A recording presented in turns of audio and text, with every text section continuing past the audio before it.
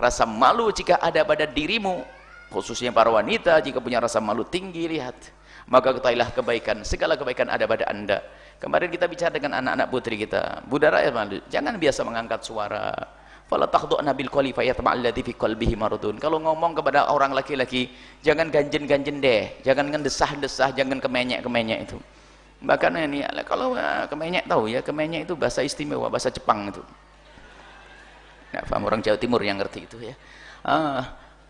Jadi kalau bicara ya jangan, tapi dengan suamimu super kemenyek boleh, super ganjen boleh dengan suami, dengan orang lain ngomong ya Masya Allah. Ini nggak boleh, menjadi haram kita mendengarnya. Biarpun semula mendengar suara perempuan, madhab kita Imam Syafi'i bukan aurat di saat suara wajar. Tapi kalau sudah suaranya disah-desahkan, diganjin-ganjinin, nggak boleh dengar kita, nggak boleh. Dan kita ingin tanamkan anak kita punya rasa malu. Jangan biasa mengangkat suara di depan kaum pria. Kemudian juga kalau pengen ngukur kemuliaanmu, wahai anak-anak putriku, teman, dan ibu apa wanita, ibunda dan saudara-saudari, kalau anda sudah betul-betul merasa risih di saat dipandang oleh kaum pria, maka rasa malu ada pada anda. Anda risih kalau ada orang melihat, ngapain dia lihat saya? Pengen lempar pakai sepatu. Biarpun tidak dilempar beneran, pokoknya anda risih sedih. Tapi naudzubillah, katanya rajin ngaji, solehah, tahajudan, kalau lewat laki-laki pasti dibasah-basahin bibirnya kek, atau minyaknya langsung diambil, macam-macam ya. Rendah itu perempuan, tidak ada nilainya, itu rendah.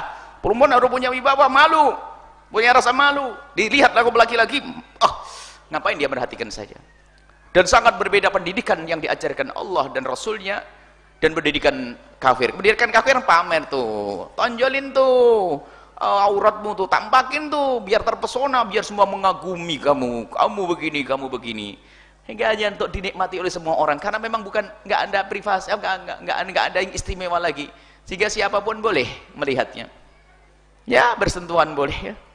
Sementara orang yang sesuatu yang mulia pun akan dijaga.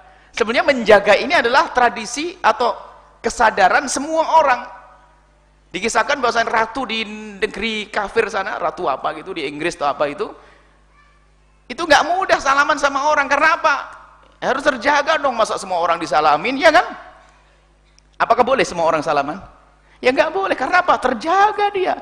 Bernilim ratu ini, ratu. Kalau wanita muslimah lebih dari ratu. Jangankan kok bersentuhan, lihat saja jangan. Kullil mu'minina yaghuddu min absarihim, lebih mulia ada daripada seorang ratu. Tapi keinginan untuk menjaga ini selalu ada dalam fitrahnya manusia beriman, kecuali memang runtuh imannya, apalagi runtuh imannya sudah tidak pernah menjaga dirinya, nggak punya rasa malu lagi.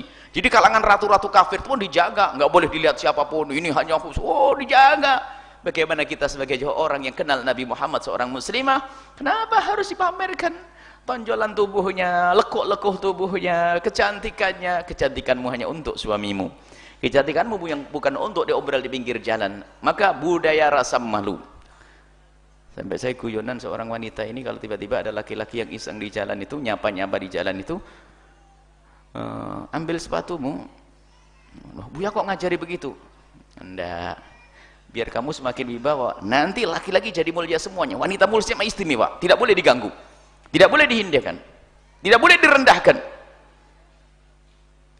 Karena permasalahan adalah musuh-musuh Allah ini yang harus dipahami oleh para ulama, para kaum muslimin. Musuh-musuh Allah kalau menghancurkan kaum muslimin dengan senjata, mereka tidak akan mampu. Dari masa ke masa mereka harus hengkang di saat bercokol di bumi pertiwi selama 350 tahun dengan segala kekuatan, dan kekayaan kita pun diambil. Artinya kita seolah-olah tidak punya kekuatan, tapi kekuatan iman. Mereka menjadi hengkang meninggalkan negeri kita. Akan tapi mereka sekarang sudah berpikir, dan itu ditulis oleh para ulama-ulama besar, termasuk diingat oleh Dr. Muhammad Said Ramadan Al-Buti dan lainnya. Mereka tidak mampu dengan senjata, maka cara yang paling jitu adalah merusak wanita kita, dijadikan wanita kita seperti mereka, tidak punya rasa malu, maka mereka akan hancur sendiri di dalamnya. Naudzubillah. Ini wanita kita, tolong dijaga. Anda punya anak putri, tanggung jawab di hadapan Allah. Anda punya istri, tanggung jawab di hadapan Allah. Musuh-musuh Allah akan menghancurkan umat Islam adalah dengan wanitanya, sehingga wanitanya mengikuti gaya hidup mereka, pamer kecantikan, sampai wanitanya adalah wanita rendah yang nilainya hanya materi saja. Tapi dalam Islam nilainya bukan materi, nilainya adalah kemuliaan, pengagungan yang sesungguhnya di hadapan Allah Subhanahu wa taala, bukan dinilai dengan uang. Kalau negeri kafir, seorang wanita ada nilainya jika dia punya kecantikan atau punya duit. Sudah nggak cantik, nggak punya duit, sampah.